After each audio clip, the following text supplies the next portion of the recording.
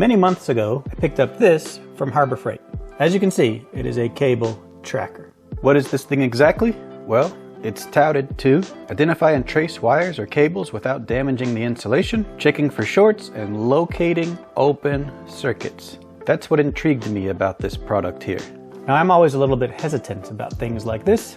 Any item that claims it'll make your life a little bit easier than using just a regular old multimeter usually doesn't work out as well as they think. But I decided to give it a shot anyway and let you all know if this thing works or if it's just another gimmick.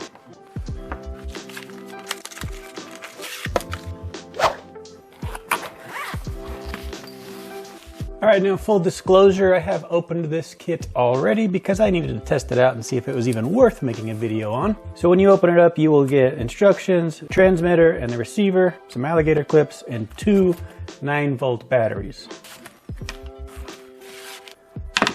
The receiver looks like this. It has a volume switch and a test button. First time you use it, you are going to need to put a 9-volt battery in there. It's pretty simple, and it is included, which is very appreciated. The transmitter comes with power and ground, black and red alligator clip, and a cable jack. This would be like for a phone hookup. Since this is an automotive channel, we're going to be focusing on the automotive aspect of this, and you might be able to find other uses for it, but we're not going to be using this telephone jack here. So you have a selector switch on the side. On the back, it does have a single Phillips head screw. And when you get that loose, the cover will pry off. And this is where you install the other 9-volt battery. You'll notice here we have a tone, an off, and a cont. This is for continuity. There's a selector switch on the side. It's not really detinted all that well, so the continuity and the off, it's hard to tell the difference between them. But if you suspect a short in your 2 wires, you put it in continuity, the green light will light up, letting you know that you have a short. Now, I would just use a multimeter for this, but it is nice that it is included, I suppose. For the tone section, I'll put it on tone, turn my transmitter on, and then you have to hold the test button.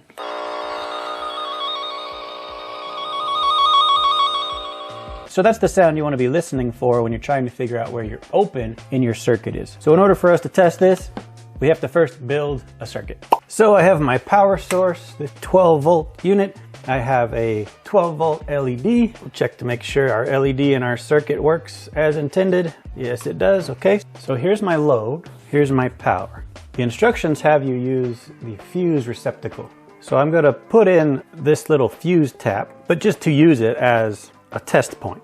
So I'm going to take an alligator clip, put it into the positive of the battery, connect it to the hot side of my fuse, and I'll take a black lead, use that as the ground. And as you see here, when I touch the power, nothing happens. Why? Well, we don't have a fuse in it. So let me put a fuse in there, and now our LED lights up just the way it should. In order to let us see this a little bit easier, I'm going to be spreading these things out. So we have our load. This is our voltage consumer. These black wires would represent the ground circuit. The red wire is going to change colors a couple of times, but that is going to end up being our positive. So this is where voltage is coming, and then we need a fuse. Put the fuse back in, and our light lights. So power is coming through here, going through the fuse, going around the cables, into the load, being consumed, and then this is just providing path back to the battery. If you mess with any of these points here, the light will go out, thus creating an open circuit. We still have voltage up to this point, but it cannot make it over to the load. So now how are we going to use this crazy thing to figure out where our open is? First thing you have to do is disconnect your fuse, and we're going to use these test leads to put them into the power in and the power out side of our fuse holder. The reason why I'm doing this is because the Syntec device here needs something to clamp onto with these alligator leads, and they don't fit down into a fuse receptacle. So I'm just doing this to extend the leads. So it's a little counterintuitive here, but the black one is going to go towards your power source. So I'm going to put the black one right here, and the red one is going to go towards your load, like that. Effectively what we have is our power coming out of the battery, going into the power in of the fuse holder. That's going to be connected to the black lead of your Syntec cable tracker. The red lead is going to be hooked up to the power out, and it's going to be sending a signal through the positive circuit.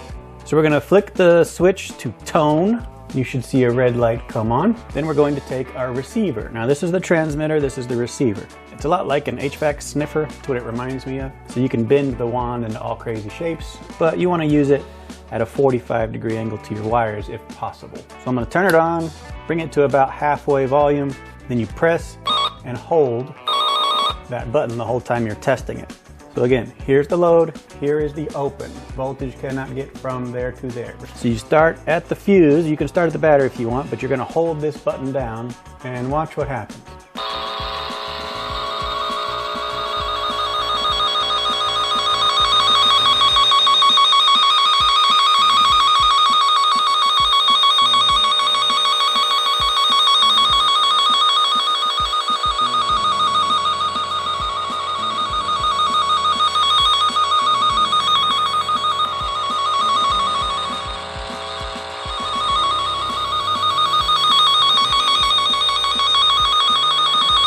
So the sound is a little weird to me. I wish it was just quiet and then it would just make a sound. There is a tone selector on the back of the transmitter. So let's see if that makes any difference. If you open the back case again, just like you did when you put a battery in it, there's a little switch. Right now it is in the up position. Now it is in the down position. Let's see if that makes a difference. Turn it back to tone and let's try it again.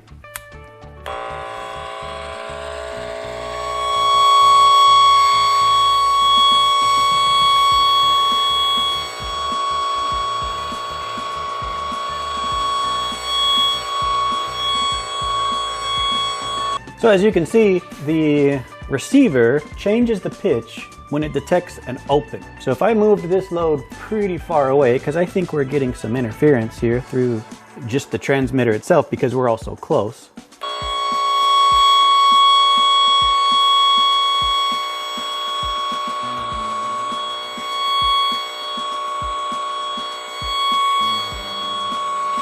Plus this is a metal toolbox, so it might be inducing a lot of interference through that.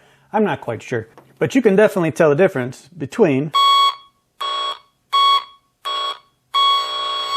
the two different halves of the circuit. If your fuse is blown and you suspect a short, you're just gonna move the controller to the continuity section, and as soon as it detects a short, the green light is gonna come on. Now again, I wouldn't use this over a multimeter. It's not giving you any real information except the wires are touching. And according to the instructions, it's anything less than 10,000 ohms will give you this. Something like a light bulb would definitely trick this, so you have to make sure you disconnect your load. Again, I'm not super impressed with the continuity function, but the finding the open works pretty well, I must admit. So what about using this thing on an actual vehicle? Setting that up might be a little bit tricky, but we're gonna do it anyway. All right, there is now a problem with the truck. Driver's side window works. Driver rear does not. So we're gonna pop the fuse cover off.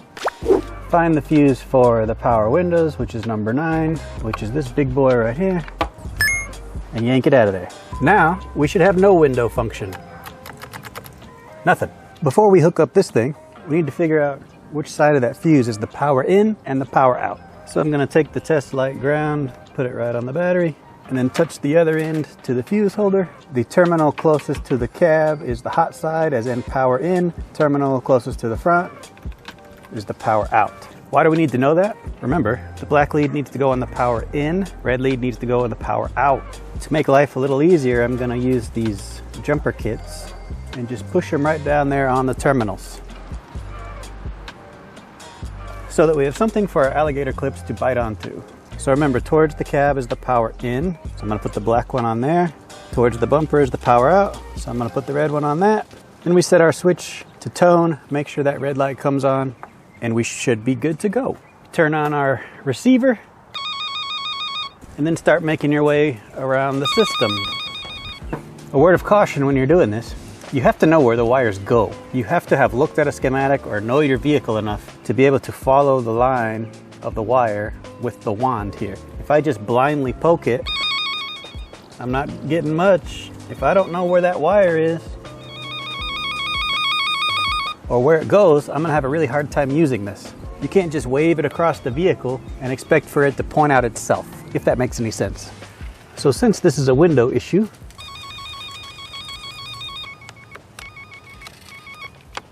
so the switches don't really help much. You actually see on the driver's side front window, it just turns the signal completely off.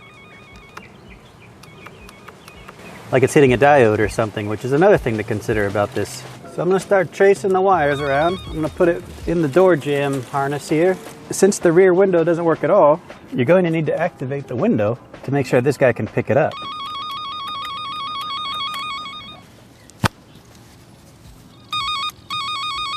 So this is the window up, this is the window down.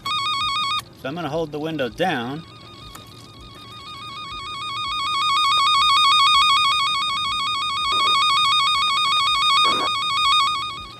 I don't really notice much of a difference here. Let me hold it up.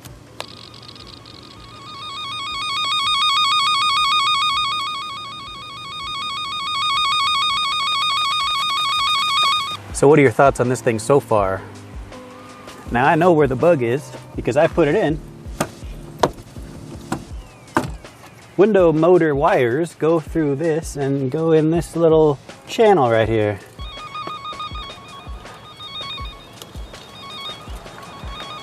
And I happen to know exactly what I did. Are you going to know this? Absolutely not.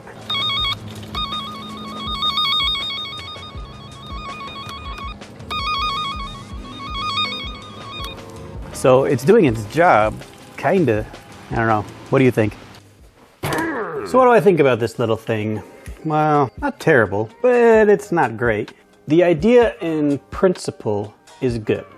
I just don't think that this wand has enough penetrating power to go down into different body panels, carpet, things like that.